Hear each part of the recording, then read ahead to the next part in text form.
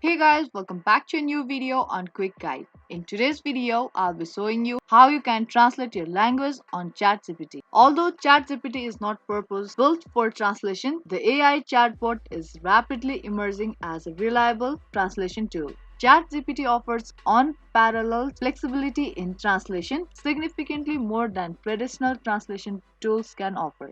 Now, if this sounds interesting to you, then make sure to stick till the end. And before we start the video, if you're new to our channel, subscribe and turn on the notification so that you will be notified for any of our new uploads.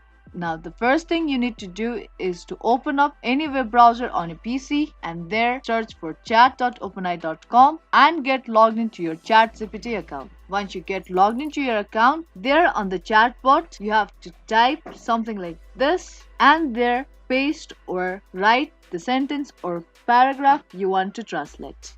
Now, tap on enter to submit your command. And in no time, it will translate your whole paragraph and will appear on your screen. That's how easily and quickly you can do language translation on ChatGPT. Hope you liked and found this video helpful. If you did, then make sure to subscribe, share and give this video a big thumbs up. I will be back with more videos like this. Keep watching.